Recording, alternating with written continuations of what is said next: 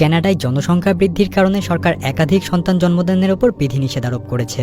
অর্থাৎ কারো যদি প্রথম সন্তান মারাও যায় তবুও সে দ্বিতীয় সন্তান জন্ম দিতে পারবে না। আর এই আইন অমান্যকারীদের দেশের সবচেয়ে ভয়ঙ্কর জেলে পাঠানো হতো। কানাডা এবং ইউএসের বর্ডারে তাই কঠোর নিরাপত্তা আরোপ করা হয়েছে, কারণ অনেকেই প্রেগনেন্ট হওয়ার পর দেশ ছেড়ে পালিয়ে যাচ্ছিল। সেখানে একটি গাড়িতে জন নামের একজন ব্যক্তি এবং তার স্ত্রী ক্যারেন আসে। ক্যারেন তার পোশাকের নিচে এক ধরনের ম্যাগনেটিক ব্যাচ পড়েছিল। মূলত ক্যারেন ছিল প্রেগনেন্ট, আর সেখান থেকে দূরে গিয়ে তার দ্বিতীয় সন্তানের জন্ম দিতে চায়। আর ওই ব্যাচ পড়ার কারণে সে যে প্রেগনেন্ট তা কেউই ধরতে পারবে না। তখন ব্যাগপত্র চেক করার সময় ক্যারেন দেখতে পায় একটা মেয়ে প্রেগনেন্ট থাকার কারণে তাকে অ্যারেস্ট করে নেওয়া হয়েছে। এটা দেখে সে অনেক ভয় পেয়ে যায়, কিন্তু তার শরীরে থাকা ম্যাগনেটিক ব্যাচের কারণে সে বেঁচে যায়। তবে সেখান থেকে চলে যাওয়ার ঠিক আগ মুহূর্তে একজন অফিসার ওই ব্যাচ দেখে ফেলে, আর তাদেরকে ধরার জন্য ক্যারেনকে সেখান থেকে চলে যেতে বলে, আর নিজে পুলিশের কাছে আত্মসমর্পণ করে। এরপর জনকে বন্দি বানিয়ে অন্য সব কয়েদিদের সাথে একটি জেলে নিয়ে যাওয়া হয়। এই জেলের নাম ছিল ফোর্ট্রেস, যার বাংলা অর্থ নরক দুর্গ। এটা দেশের সবচাইতে হাই টেকনোলজি দ্বারা সুরক্ষিত জেল, আর বিশাল এক মরুভূমির মাঝে জেলটা তৈরি করা হয়েছিল। এক কথায় বলতে গেলে এই জেল থেকে পালানো একেবারেই অসম্ভব। যখন কয়েদিরা ভেতরে প্রবেশ করে তখন গার্ডস তাদেরকে পুরো উলঙ্গ করে চেকিং করে। এরপর কয়েদিদের একটা রুমে নিয়ে এসে তাদের পেটের মধ্যে একটা হাইটেক ট্র্যাকার ডিভাইস ঢুকিয়ে দেওয়া হয়। যদি কোনো কয়েদি এই জেলের নিয়ম ভঙ্গ করে তাহলে তাদের পেটের মধ্যে থাকা ডিভাইস অ্যাক্টিভ হয়ে ব্লাস্ট হয়ে যাবে। ডিরেক্টর পো সব কয়েদিদেরকে একটি হলুদ দাগ দেখিয়ে বলে যদি কেউ এই ইয়েলো লাইনের বাইরে যায় তাহলে তাদের পেটের মধ্যে অনেক জোরালো ব্যথা শুরু করবে, যেটা সহ্য করা অনেক কষ্টকর। আর সেখানে থাকা একটি লাল দাগ দেখিয়ে বলে কেউ যদি এই রেড লাইন পার করে তার পেট ফেটে মৃত্যু হবে। আর এই সব কিছু কন্ট্রোল করবে তাদের রোবোটিক ডিভাইস।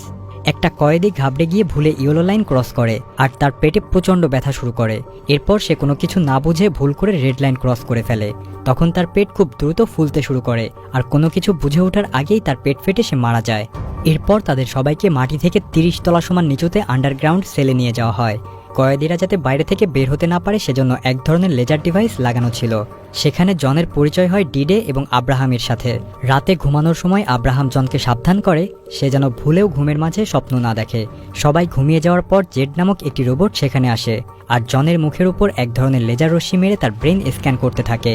এখন জন যা স্বপ্ন দেখছে ওই রোবটটি তা ভিডিও আকারে কন্ট্রোল রুমে পাঠিয়ে দিচ্ছে।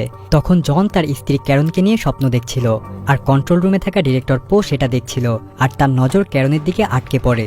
যেহেতু ওইখানে কারো স্বপ্ন দেখার অনুমতি ছিল না তাই সে জনের পেটে থাকা সিকিউরিটি ডিভাইসটি অ্যাক্টিভ করে দেয়, যার ফলে পেটে জোরালো ব্যথা নিয়ে চিৎকার দিয়ে ঘুম থেকে উঠে পড়ে জন। পরদিন কাজ করার সময় ম্যাডক্স নামের এক কয়েদি নিনো নামের অন্য একটি কয়েদির সঙ্গে মারপিটে জড়িয়ে পড়ে। এটা দেখে জন তাদেরকে থামাতে যায়। তখন সেখানে থাকা একটি রোবট এসে তাদের তিনজনের পেটের ডিভাইসটি অ্যাক্টিভ করে দিয়ে তাদের মারামারি থামিয়ে দেয়। এরপর তাদের তিনজনকে ছোট্ট একটি লেজার সেলে আটকে জিজ্ঞাসা করা হয় মারপিট কে শুরু করেছিল। নিনো ম্যাডক্সকে ভয় পেত তাই সে কিছুই বলে না। জন নিনোকে বাঁচানোর জন্য সব দোষ নিজের ঘাড়ে নিয়ে নেয়, আর তাই জনকে পোয়ের অফিসে আনা হয়। সেখানে এসে জন দেখে পো তার স্ত্রী ক্যারনের গোছলের ভিডিও দেখছে, আর জন জানতে পারে ক্যারনকেও ধরে বন্দি করা হয়েছে। পো জন আর ক্যারন দুজনের উপরই অমানবিক টর্চার করতে থাকে। এরপর জন আব্রাহামের কাছ থেকে জানতে পারে ফ্লোর এ আর বিতে সব মহিলাদের রাখা হয়, আর ক্যারনও হয়তোবা সেখানেই আছে। অন্যদিকে ক্যারন জেলে অন্য একটি প্রেগনেন্ট মহিলার সাথে ছিল। যখনই মহিলাটির পেটে ব্যথা শুরু হয় গার্ডরা তাকে সেখান থেকে নিয়ে যায়। মূলত ওই সেলে সবাই প্রেগনেন্ট ছিল। তখন ক্যারন বুঝতে পারে নতুন জন্ম নেওয়া বাচ্চাদের সাথে হয়তো কিছু একটা করা হচ্ছে। এদিকে পুরুষদের সেলে ম্যাডক্স জনের উপর আক্রমণ করে, আর তাদের ভেতর তুমুল মারামারি শুরু হয়ে যায়। আর ক্যারন উপরে বসে এসব কিছুই দেখছিল। মারামারির এক পর্যায়ে জন ম্যাডক্সকে উপর থেকে ফেলে দেয়, কিন্তু জন কোনো মতে সেখানে ঝুলে থাকে। এদিকে পো জনকে অর্ডার দেয় ম্যাডক্সকে সেখান থেকে ফেলে দিতে, কারণ ম্যাডক্স কারণে অকারণে সবার সাথে লড়াই করত, আর তার কারণে জেলে অনেক ঝামেলা তৈরি হতো। কিন্তু জন পোয়ের কথা না শুনে ম্যাডক্সকে বাঁচিয়ে নেয়। এটা দেখে পো খুব রেগে যায়, আর ম্যাডক্সের পেটে থাকা ডিভাইসটি অ্যাক্টিভ করে দিয়ে তাকে মেরে ফেলে। তবে গার্ডরা জনকে সেখান থেকে নিয়ে যাওয়ার আগে সে ম্যাডক্সের পেট থেকে বেরিয়ে আসা সেই সিকিউরিটি ডিভাইসটি নিজের কাছে নিয়ে নেয়। এরপর জনকে একটি রুমে নিয়ে গোল একটি মেশিনের সাথে আটকে রাখা হয়, আর ক্যারনকেও সেখানে নিয়ে আসা হয়। আর এই রুমের নাম হলো মাইন্ড ওয়েভ চেম্বার। গার্ডরা আবারও ক্যারনকে সেখান থেকে নিয়ে যায়। এরপর ওই মেশিনটি ঘুরতে শুরু করলে জনের মাথায় কুয়াশার মতো তার অতীত ভেসে উঠছিল। জন তার ট্রেনিংয়ের দিন এবং বিয়ের দিনের কথা মনে করছিল, আর মেশিন এভাবে লাগাতার ঘোরার ফলে জনের অবস্থা খুবই খারাপ হয়ে যায়। আর জনকে এই শাস্তি দেওয়া হয়েছিল পোয়ের অর্ডার না মানার কারণে। 3 দিন পর পো ক্যারনকে তার অফিসে ডেকে নেয়। পো আসলে বুঝতে পারছিল না 3 দিন ধরে এই মেশিনে থাকার পরও জন কিভাবে বেঁচে আছে। যেখানে অন্য কয়েদিরা এই মেশিনে 1 ঘন্টাও সার্ভাইভ করতে পারে না। তখন পো ক্যারনকে অফার করে যদি সে ক্যারনকে তালাক দিয়ে তাকে বিয়ে করে তাহলে সে ক্যারনের জন্ম দেওয়া বাচ্চা আর জনকে রেহাই করে দিবে। ক্যারন তার বাচ্চা আর স্বামীকে বাঁচানোর জন্য না চাইতেও এই অফারে রাজি হয়ে যায়। এরপর জন ওই মেশিন থেকে মুক্তি পেলে একটা জিন্দা লাশে পরিণত হয়। সে আর কারোর সাথেই কথা বলে না, সে শরীরে আর কোনো রকম ব্যথা অনুভব করছিল না। অন্যদিকে ক্যারন এখন পোয়ের সাথে থাকতে শুরু করেছে। তখন এক রাতে ক্যারন দেখতে পায় পো একটা চেয়ারে বসে তার শরীরে অনেকগুলো তার লাগিয়ে রেখেছে। আর ক্যারন জানতে পারে পোকে মডিফাইড করে অ্যাডভান্স হিউম্যানে পরিণত করা হয়েছে। এতে পোয়ের খাওয়া দাওয়া কিংবা ঘুমের প্রয়োজন পড়ে না, শুধুমাত্র মাসে একবার সে এই ডিভাইস নিজের সাথে কানেক্ট করে শরীর চার্জ করে নেয়। জেলে যে বাচ্চাগুলো জন্ম নিত তাদের সাথে এই একই আচরণ করা হতো, অর্থাৎ অনেকগুলো অপারেশন করে তাদেরকে এক ধরনের অ্যাডভান্স হিউম্যানে পরিণত করা হতো। এর ফলে পৃথিবী থেকে একদিন অসুস্থ মানুষ বিলুপ্ত হয়ে যাবে এবং মানুষের আর খাওয়া দাওয়ার প্রয়োজন পড়বে না। এটা শুনে ক্যারন একদমই অবাক হয়ে যায়। এদিকে 4 মাস অতিবাহিত হবার পরেও জনের শরীরে কোনো রকম পরিবর্তন হয়নি, সে আগের মতোই ভেবাচাকা খেয়ে রয়েছে। তখন আব্রাহাম তাকে জানায় ক্যারনের পেট দিনে দিনে বড় হয়ে চলেছে আর জলদি তোমার বাচ্চা পৃথিবীতে জন্ম নিবে। এটা শুনে জন কোনো রেসপন্স করে না, কিন্তু তার চোখ থেকে পানি গড়িয়ে পড়ে। ওই রাতে ক্যারন পোকে ভুলিয়ে ভালিয়ে অনেক মদ খাওয়ায় আর পো অজ্ঞান হয়ে যায়। এরপর ক্যারন কন্ট্রোল প্যানেলের মাধ্যমে জনের স্বপ্নে চলে যায়। সেখানে জন ছোট্টবেলায় একটি গর্তের মধ্যে আটকা পড়েছিল আর ক্যারন তাকে সেই ঘর থেকে বাইরে বের করে নেয়। আর এদিকে বাস্তবে জন তার ভ্রম থেকে জেগে ওঠে, অর্থাৎ জন এখন পুরোপুরি সুস্থ হয়ে গিয়েছে। জনের সাথীরা জনকে সুস্থ দেখে অনেক খুশি হয়ে যায়। তখন জন জেল থেকে পালানোর জন্য আব্রাহামের কাছে সাহায্য চায়। আব্রাহাম জনের জন্য ঝুঁকি নিতে প্রস্তুত হয়ে যায়। তখন আব্রাহাম গিয়ে জনকে জানায় জন সুস্থ হয়ে গিয়েছে, আর সেটা শুনে ক্যারনও অনেক খুশি হয়ে যায়। এরপর নিনো জনের হাতে সেই ডিভাইসটি দেয় যেটা জন ম্যাডক্সের শরীর থেকে পেয়েছিল।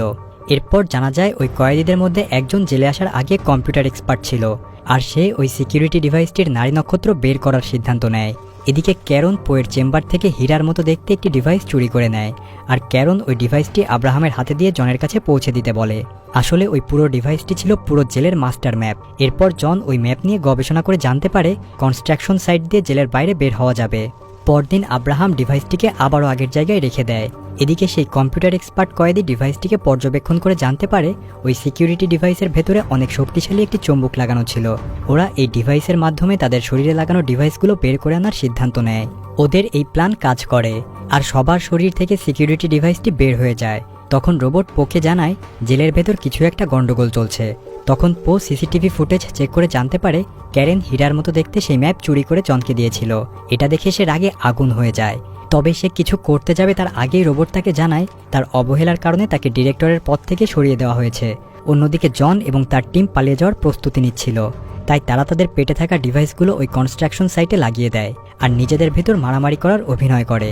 যখন রোবট সেটা জানতে পারে তখন সবার পেটে থাকা ডিভাইসটি অ্যাক্টিভ করে দেয়, কিন্তু তারা সবাই ওই ডিভাইসটি একটি পাইপের ওপর লাগিয়ে রেখেছিল, আর মুহূর্তের মধ্যেই সেখানে অনেক বড় বিস্ফোরণ হয়। পাইপ দিয়ে পালানোর সময় পোক কন্ট্রোল রুমে বসে ওই পাইপের ভেতর গরম বাতাস ছেড়ে দেয়, আর পেছনে পেছনে রোবটও কয়েদিদের ওপর গুলি চালাতে শুরু করে। জন এবং তার টিম ওই পাইপের ভেতর আটকে যায়। তখন একজন কয়েদি ভয় পেয়ে আবারও জেলের ভেতর ফেরত যেতে চায়, কিন্তু তাদের পেছনে থাকা রোবট তাকে গুলি করে ঝাঁঝরা করে দেয়। অন্যদিকে আব্রাহাম ক্যারনকে আনতে যায়, আর তখনই সেখানে পো চলে আসে আর আব্রাহামকে মেরে ফেলে। তখনই সেখানে গার্ডস চলে আসে আর ক্যারনকে সেখান থেকে নিয়ে যায় যাতে তার সন্তানকে তারা অ্যাডভান্স হিউম্যান বানাতে পারে। এদিকে জন এবং তার টিম কোনো মতে একটি রোবটকে পরাস্ত করে ফেলে, আর সেটার মুখোশ খুলে জানতে পারে এটা কোনো রোবট নয়, বরং একটি অ্যাডভান্স হিউম্যান। তখন জন ওই অ্যাডভান্স হিউম্যানের গুলি হাতে নেয় এবং বাকি সব অ্যাডভান্স হিউম্যানকে মেরে আবারও জেলের ভেতর চলে যায়, আর সবাই মিলে পো এর চেম্বারে চলে আসে। তখন জন স্ক্রিনে দেখে ক্যারনকে সেখানে থাকা ডক্টররা জোর করে অপারেশন করার চেষ্টা করছে। জন পোকে ধমক দিয়ে বলে অপারেশন বন্ধ করতে, কিন্তু পো জানায় সে এখন আর এখানকার ডিরেক্টর পদে নেই, তাই সে চাইলেও কিছু করতে পারবে না। তখনই সেখানে একটি রোবট চলে আসে আর জনের টিমের উপর গুলি চালায়, কিন্তু সেগুলি ভুল করে পোয়ের শরীরে লেগে যায় আর সে মারা যায়। পো মারা যাওয়ার পর একজন কয়েদি কন্ট্রোল প্যানেল থেকে ডক্টরদেরকে মেসেজ পাঠিয়ে অপারেশন বন্ধ করতে চায়, কিন্তু তখনই সেখানে একটি রোবট চলে আসে আর তাকে মেরে ফেলে। এটা দেখে জন ওই রোবটটিকে মেরে ফেলে আর সেখানে থাকা সমস্ত ইলেকট্রিসিটি সিস্টেম অফ করে দেয়। এতে ডাক্তারেরা বাধ্য হয়ে অপারেশন থামিয়ে দেয়। সেই সাথে পুরো জেলের সিকিউরিটি সিস্টেম লক হয়ে যায়। এই সুযোগে জেলের কয়েদিরা পালিয়ে যেতে শুরু করে। তখন জন অন্য একজন কয়েদিকে সাথে নিয়ে ক্যারনকে মুক্ত করে ওই জেলের ট্রাক ব্যবহার করে সেখান থেকে পালিয়ে যায়, আর তারা তিনজন মেক্সিকোর বর্ডার পার হয়ে একটি জায়গায় থামে। ক্যারন তখন পেটে ব্যথায় কাতরাচ্ছে, আর সে সন্তান প্রসব করতে যাবে ঠিক তখনই সেই ট্রাকটি চলতে শুরু করে।